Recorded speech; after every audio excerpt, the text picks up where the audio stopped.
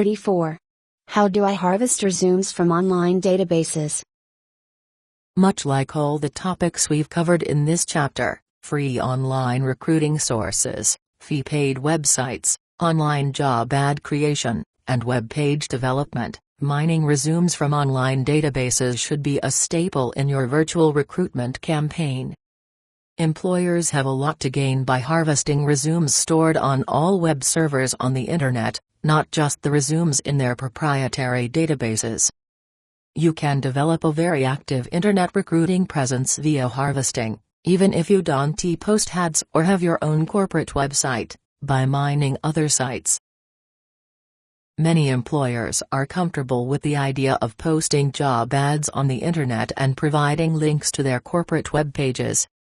However, without dedicated staff to pour through stored resumes on the web, corporate recruiters tend to steer clear of this lucrative mining option. Different databases require different ways of accessing resumes, so in the interest of time, data mining activities have been put off. Truth be told, if you know how to refine your search criteria and you've got a speedy internet connection, harvesting should become a simple and regular part of your recruiting regimen. Tell me more.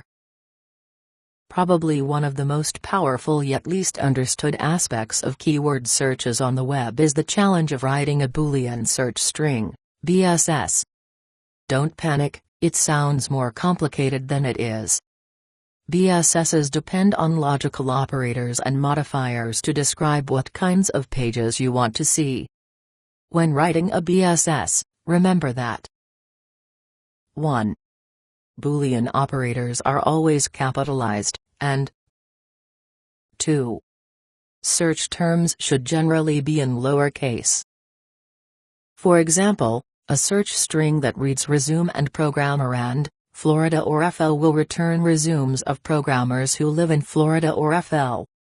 When using an OR operator, it's important that you always close parentheses or else, in this example, you could get a listing of all resumes in Florida. And, or, and not are the key operators that you'll encounter in Boolean syntax. Some search strings will alter these somewhat. It's not uncommon, for example, that you write not as and not in certain arenas. However, Boolean operators are logical and fairly easy to manipulate once you get the hang of them. In addition to operators, there are also modifiers.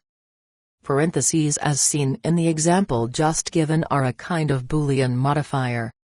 Similarly, quotation marks act as Boolean modifiers. When used in pairs, they define an exact phrase and hold that phrase together, meaning that all the words must appear in the document in the exact order described. You've seen search strings with quotation marks like software engineer that are fairly straightforward. However, if you want to find a programmer with C++ experience, you'll need to write it as C++ apostrophe in your search string. Otherwise, the search engine might interpret the plus sign as another symbol for the word apostrophe and dot apostrophe.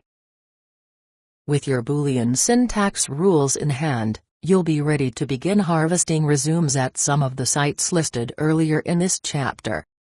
Once you arrive at a given employment website, go to the Employers tab. Follow the rules listed on the site regarding how you should document your search string criteria, and then click Enter. If too many resumes appear, modify your search string criteria by making them more restrictive. If no resumes appear, then remove some of the modifiers so that you can launch a more general search.